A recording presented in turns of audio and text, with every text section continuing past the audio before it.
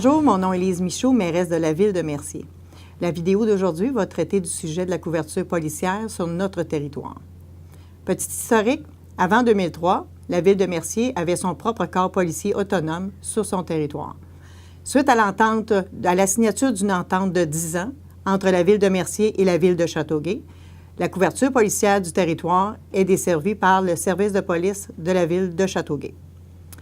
À notre arrivée en poste en novembre 2013, l'entente étant échue depuis mars 2013, mais il n'y avait aucune signature pour un renouvellement d'entente.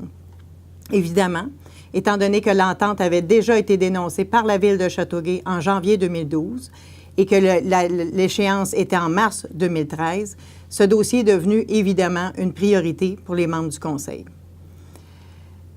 À ce moment-ci, je crois qu'il est opportun de faire un état de situation du dossier pour vous, les citoyens. Premièrement, permettez-moi de vous présenter certains éléments importants sur la caractéristique de notre territoire. Voici la carte du territoire. Le territoire de la ville de Mercier est de 46 km². 90 % de ce territoire est agricole. On y retrouve 74 km de routes. Selon le décret 2016, la population de Mercier se chiffre à 12 872. Les revenus de la ville de Mercier sont répartis de la façon suivante. 89 % proviennent du secteur résidentiel, alors que 6 % proviennent du secteur commercial, 5 % des secteurs agricoles et terrains verts. Une autre particularité pour la ville de Mercier est que notre territoire est compris dans la communauté métropolitaine de Montréal, communément appelée la CMM. Depuis 2001, la loi de la police du Québec oblige les municipalités faisant partie de la communauté métropolitaine de Montréal d'offrir un service policier de niveau 2. Et je précise que c'est la seule raison pour laquelle la ville de Mercier doit offrir un service de police de niveau 2. L'importance de faire la différence entre un service policier de niveau 1 et un service policier de niveau 2. Le service niveau 1 exige d'offrir un service de proximité aux citoyens, dont la patrouille policière. Le niveau 2 vient ajouter l'exigence d'avoir des spécialistes sur notre territoire pour faire de la reconstitution de scènes de crime, faire des enquêtes en cas de meurtre, etc. Il est important de préciser que pour demeurer spécialiste, un policier doit pouvoir pratiquer. Ses enquêteurs doivent pouvoir pratiquer. Ce n'est pas le cas sur le territoire de la ville de Mercier, puisque nous avons un taux de criminalité particulièrement bas et que notre territoire est constitué de 90 % agricole. C'est pour cette raison que nous multiplions nos démarches depuis notre arrivée en poste afin de convaincre le gouvernement, les représentants du gouvernement, que l'exigence niveau 2 pour la ville de Mercier est totalement déraisonnable et injuste. C'est pas normal qu'on soit obligé d'offrir ce niveau-là sur un territoire tel que celui de Mercier.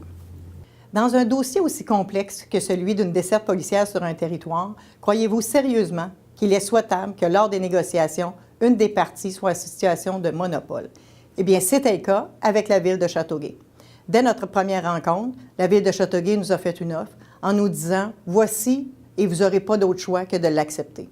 Cette situation de monopole leur permettait de fixer les prix à leur convenance selon leurs paramètres financiers. De notre côté, on s'est dit « Il n'y en est pas question. On va commencer par regarder toutes les options qui s'offrent aux citoyens de Mercier avant de prendre une décision. » C'est de cette position que nous avons analysé toutes les options. La conclusion était que la meilleure option pour les citoyens de Mercier était la mise en place de notre corps policier autonome. De fait même, cette position nous a permis de faire une offre aux municipalités avoisinantes, comme Léry et Saint-Isidore. Juste par le fait que la ville de Mercier devenait une seconde option pour les citoyens de ces municipalités, a fait en sorte que l'offre de la ville de Châteauguay a baissé de 300 000 $. Pour une municipalité de 2500 de population, je peux vous dire que ça a un impact financier énorme, 300 000 $ sur un budget. C'est ce qui fait qu'une situation de monopole dans une négociation n'est jamais souhaitable. Maintenant, si vous étiez à notre place, que feriez-vous? Auriez-vous accepté l'offre de la ville de Châteauguay en étant conscient de l'évolution des coûts? Rappelons, en 2004, le coût pour la ville de Mercier était de 1 283 000 $. À la fin de l'entente, en 2013, 1 750 000 $. Et aujourd'hui, on parle de plus de 4 millions. C'est totalement déraisonnable. Est-ce que vous auriez accepté ou vous auriez commencé à faire l'évaluation de toutes les options pour permettre aux citoyens de Mercier d'avoir la meilleure solution pour la couverture policière sur notre territoire? L'option de mettre en place un service de police autonome à Mercier, en plus d'être avantageux financièrement, va nous permettre d'offrir des services de proximité à nos citoyens. Parlons de la Cour municipale, parlons aussi des revenus additionnels sur lesquels on va pouvoir venir abaisser les coûts du service de police de la Ville de Mercier, qui est le coût maximum, comme on l'a expliqué précédemment. D'après vous, le Conseil de Ville, les membres du Conseil de Ville, quel intérêt auraient-ils de dire que c'est la meilleure option, la création de notre corps de police autonome, si ce n'était pas le cas? Nous n'avons aucun intérêt autre que les intérêts des citoyens de Mercier en défendre dans ce dossier, comparativement à des syndicats ou à d'autres villes qui, eux, ont les intérêts de leurs citoyens à défendre. Au mois de novembre 2015, le ministre de la Sécurité publique annonçait par le biais d'un communiqué de presse qu'il était pour approuver la création du corps de police autonome à la Ville de Mercier. Je vous en fais une citation.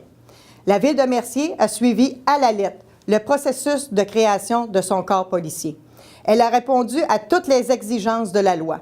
Voilà pourquoi nous donnerons notre aval à ce projet.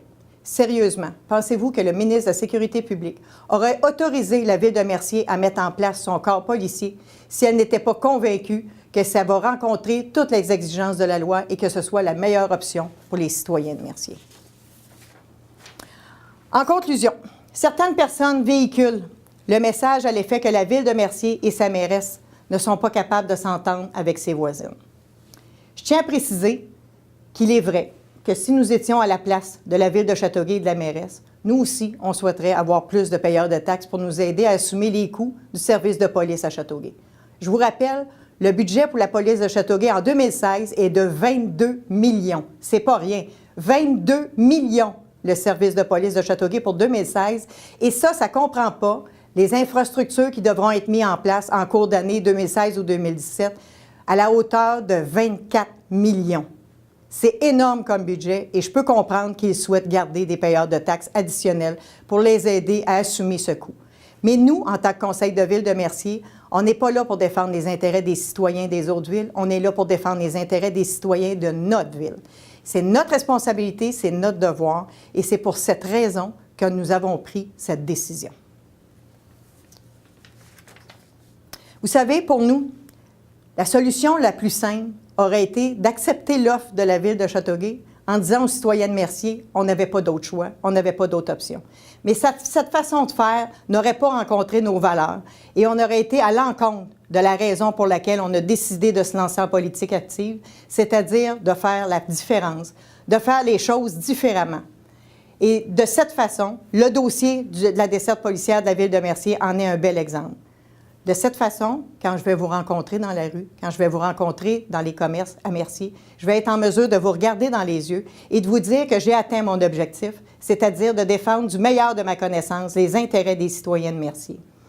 Et je vous rappelle que la mission que le Conseil de Ville et que l'administration générale de la Ville a mis en place dès notre arrivée, c'est de s'assurer qu'on va offrir des services de proximité de la plus grande qualité qui vont respecter la capacité et la volonté de payer des payeurs de taxes de Mercier. Merci beaucoup de votre attention. Merci beaucoup pour votre support et à très bientôt.